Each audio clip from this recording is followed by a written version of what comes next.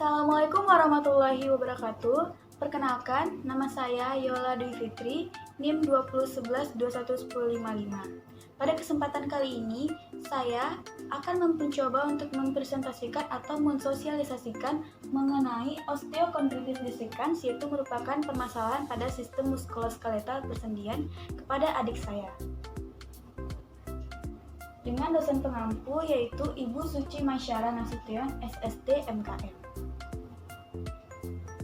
Adapun topik yang akan kita bahas kali ini yaitu yang pertama, kondisi normal dan tidak normal penyakit osteokondritis dissecans. Yang kedua, penyebab penyakit osteokondritis dissecans. Yang ketiga, cara mengatasi atau cara pencegahan dan pengobatan. Yang keempat yaitu saran sebagai ahli kesehatan masyarakat. Yang kelima, tindak lanjut untuk mengatasi masalah dari terjadinya osteokondritis dissecans. Dan yang terakhir, ada kaitannya penyakit ini dengan organ lain seperti pencernaan dan sistem endokrin. Baik, kita langsung saja masuk ke dalam materi yang pertama, yaitu kondisi normal dan kondisi tidak normal penyakit. Baiklah, sebelum kita memasuki materi tersebut, kita harus mengetahui terlebih dahulu apa sih itu osteokondritis dissecans. Secara terminologi, osteokondritis merupakan inflamasi yang terjadi pada tulang dan kartilago. Jadi, osteokondritis dissecans atau yang biasa disebut dengan OCD merupakan sebuah penyakit pada sendi di mana sebagian kecil dari tulang mulai memisah dari daerah sekitarnya dikarenakan adanya kekurangan aliran darah, di mana suatu bagian tulang rawan sendi lepas dari ujung tulang bersama dengan lapisan tipis tulang di bawahnya. Nah, penyakit ini biasanya sering dialami oleh anak-anak kecil atau remaja yang sering melakukan aktivitas fisik di luar ruangan, seperti berolahraga dan lain-lain. Nah, baru kita masuk ke dalam kondisi tubuh normal dari penyakit osteokondritis dissecans. Nah, gambarnya seperti yang bisa dilihat seperti ini.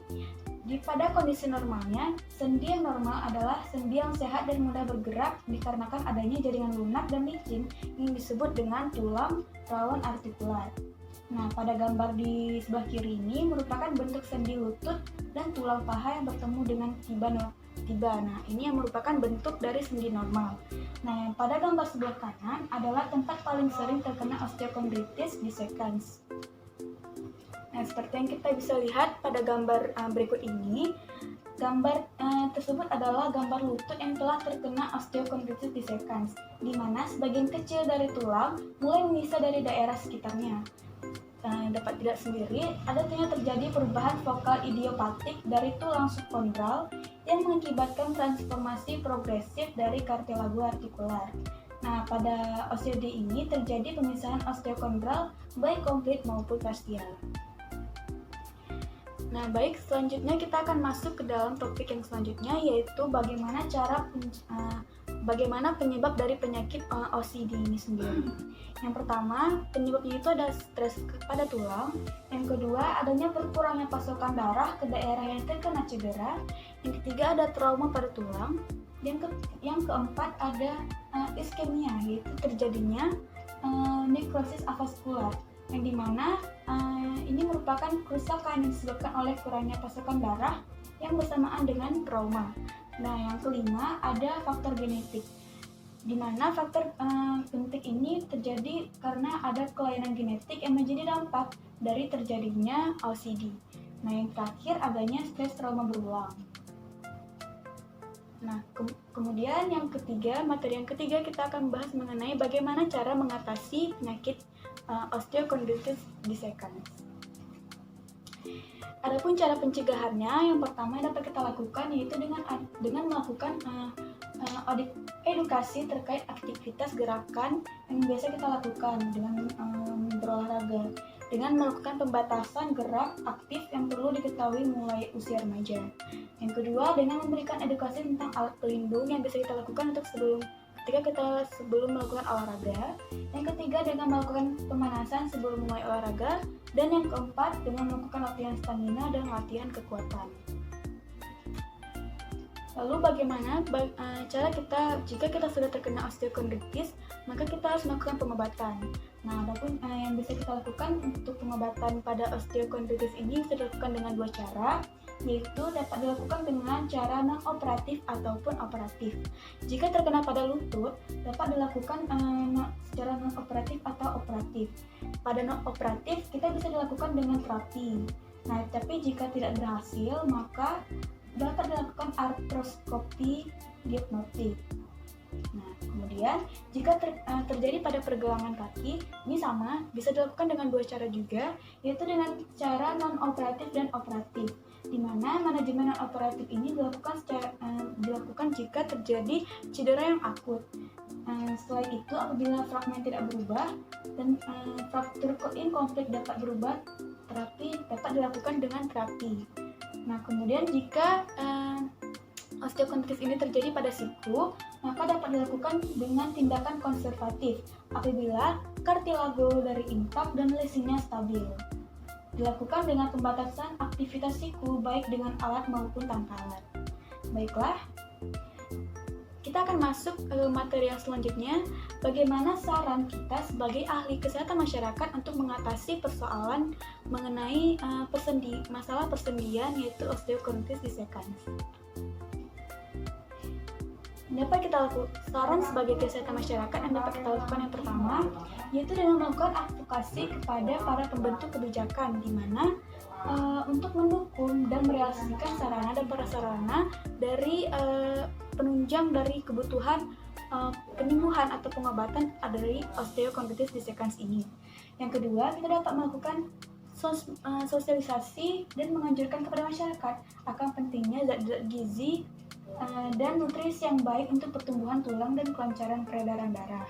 Nah, yang dapat kita lakukan yang ketiga yaitu dengan meyakinkan masyarakat akan pentingnya konsultasi dan periksa dini mengenai kondisi tulang dan peredaran darah agar mencegah terjadinya berbagai hal-hal yang dapat merugikan. Kemudian yang terakhir dengan meyakinkan masyarakat untuk mengutamakan memeriksakan kesehatan terlebih dahulu kepada dokter, karena seperti kita ketahui masyarakat kita lebih gemar untuk pergi ke dukun daripada ke dokter. Nah, itu sangat dilarang. Jadi seorang kesehatan masyarakat harus meyakinkan kepada masyarakat mengenai pentingnya untuk berobat ke dokter terlebih dahulu. Baiklah, yang kelima yaitu tindak lanjut mengenai untuk mengatasi OCD ini sendiri. Nah, yang pertama ada pemeriksaan penunjang yang dapat kita lakukan, yaitu yang pertama dengan melakukan X-ray, yang kedua MRI, yang ketiga ultrasonografi, yang keempat scintigraphy, dan yang kelima yaitu CT scan. Kemudian tata laksana OCD. Ada dua cara, yaitu secara non-operatif dan secara operatif. Jika secara non-operatif, itu pada umumnya dilakukan dengan observasi pemeriksaan radiologi serial untuk memonitor kemajuan dari penyembuhan OCD ini sendiri. Nah, yang secara operatif ada dua, yaitu reparasi tulang rawan atau repair cartilage dan dengan regenerasi tulang rawan atau cartilage regeneration. Baiklah, kita akan masuk ke materi yang terakhir, yaitu hubungan osteokondritis dissecans dengan sistem pencernaan dan sistem endokrin. Baik, yang pertama yaitu hubungan OCD dengan sistem pencernaan.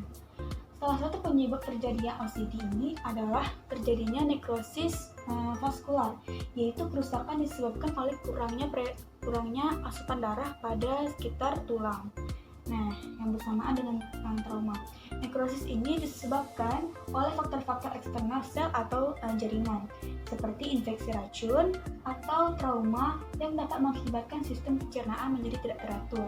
Jadi, jika terjadi cedera atau pada persendian yang disebabkan oleh nekrosis avaskular, maka hal itu bisa juga berakibat kepada terganggunya sistem pencernaan yang merupakan faktor terjadinya nekrosis avaskular itu sendiri, yang akhirnya dapat mengakibatkan terjadinya osteokondritis dissecans. Kemudian yang selanjutnya yaitu hubungan osteokondritis dissecans dengan sistem endokrin, di mana Di sini adanya penggunaan steroid. Nah, jika penggunaan steroid bisa menjadi penyebab terjadinya nekrosis avaskular tadi, yang merupakan salah satu faktor bisa terjadinya OCD itu sendiri. Nah, di mana dari kortikosteroid yang di sini dapat menyebabkan hiperlipidemia sehingga terjadi nekrosis avaskular pada tulang yang merupakan salah satu penyebab osteokondrosis disecans. Di mana hormon steroid yang dimaksud di sini adalah yaitu kortisol. Yang dimana hormon ini membantu menjaga tekanan darah tetap normal dan mempunyai efek anti-inflamasi dan imunosupresif. Baiklah, mungkin segitu saja yang dapat saya sampaikan mengenai materi kita kali ini mengenai sistem muskuloskeletal, masalah pada persendian yaitu osteokondritis disecans. Semoga video ini dapat bermanfaat kepada teman-teman semua untuk lebih sering menjaga dan memperhatikan mengenai kesehatan tulang terutama persendian. Karena untuk mencegah itu lebih baik daripada mengobati. Baiklah, sekian dari saya. Saya ucapkan terima kasih sudah menonton video ini. Terima kasih.